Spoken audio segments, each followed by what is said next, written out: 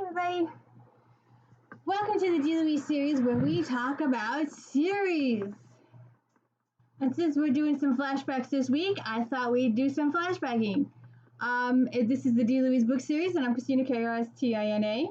And there are no special effects here. There's no theme music. There's nothing special going on here. So I need your support to like and subscribe to my inadequate, very low tech channel. Today we're doing Cheryl Holt. I had these out. I thought I'd give them a view. A Love Lessons. A resolute spinster at 25, Abigail Weston is nonetheless determined to see her cherished younger sister wed to a man of quality. But Abigail's lack of experience with the opposite sex means that she cannot allay her sister's fears about the marriage bed, unless she takes bold steps to learn what the intimacy between a man and a woman entails. Yet this one man in London qualified to teach her awakens temptations Abigail never anticipated to experience, each whispered pleasure for herself. My only love. Maggie Brown should never have allowed herself a fanciful affair with the mysterious stranger who broke her heart.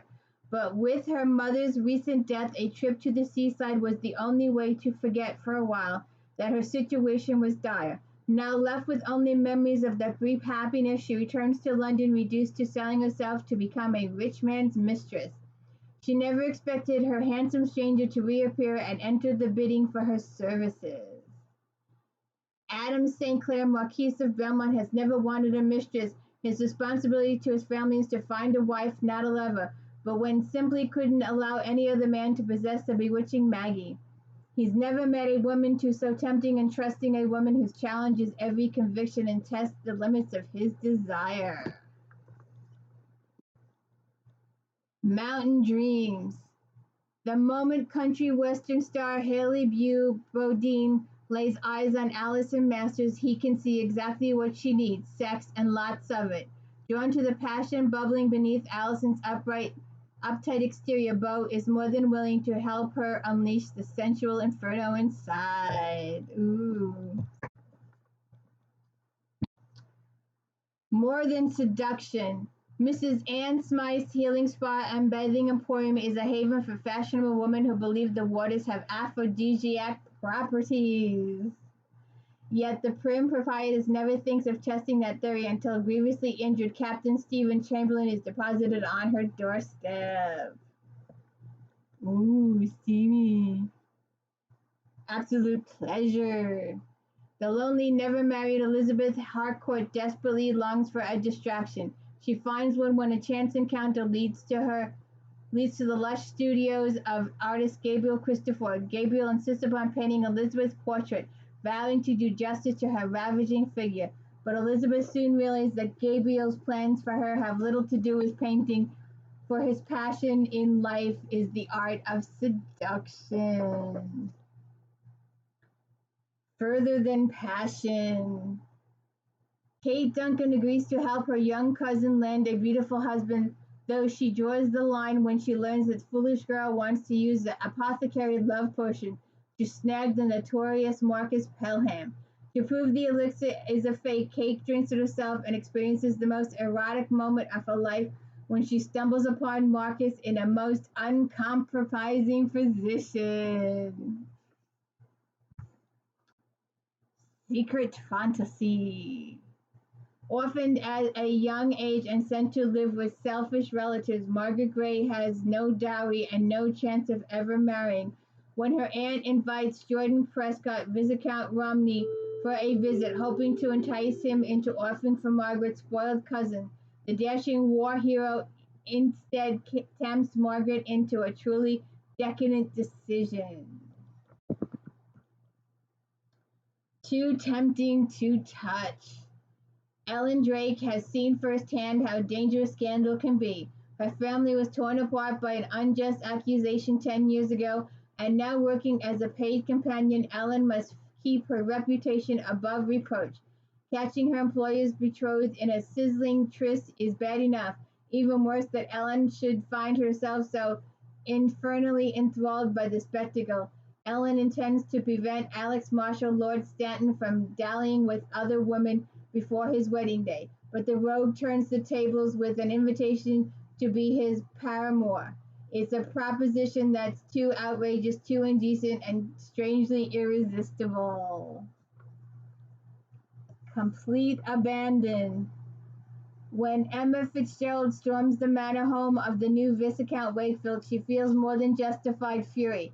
Having just inadvertently whispered his lordship a scandalous disavowal with his London mistress, her blood pounds with outrage, and with the delicious secrets of his flesh, she has come to demand better treatment for his tenants, to seek some compassion. A shred of decency from this dastardly rake whose reputation for sin and debauchery precedes him. Ooh, steamy. With the last of her family's possession gambled away by desolate brother, Lady Sarah Compton has traveled to a country house gala for one last moment of grace and beauty, but she is unaware that the occasion is actually a notorious tryst event, where members of the aristocracy can indulge their every sensual fantasy and erotic whim in secret. Nothing's ever secret.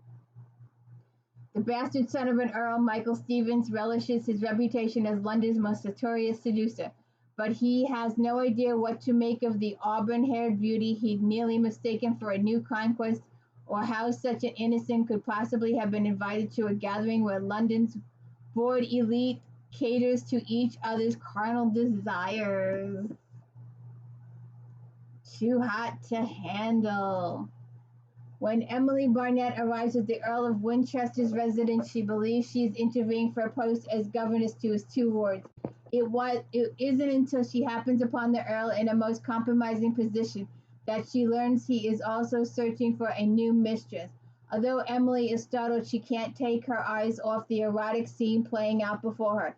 Never has she witnessed such a carnal passion or seen such a devilish handsome man. Double fantasy. Orphaned as a young girl, Annie Carstairs was taken in by her cruel, malicious relatives. She's lived a lonely life at their Gladstone estate, but with a new earl coming, everything changing. Annie has earned many rumors about him, but she is completely unprepared for him to be the most deeply seductive man she's ever encountered. Deeper than desire. With her family in dire straits, Olivia Hopkins reluctantly agrees to seek a marriage proposal from the aging Earl of Salisbury, but the plan goes awry when she finds an erotic volume in the Earl's library. The book sets Olivia's body on fire. She simply cannot put it down until she is caught red-handed by the Earl's devilish handsome son. What's that Japanese book? I forget. They talk about it in some of the other Regencies. So, check it out. Cheryl Holt. Deeper Than Desire. Double Fantasy. Too Hot to Handle. Total Surrender. Complete Abandon. Too Tempting to Touch. Secret Fantasy. Further Than Passion. Absolute Pleasure. More Than Seduction. Mountain Dreams. My Only Love. Love Lessons. So check it out. Oops. There you go. Cheryl Holt.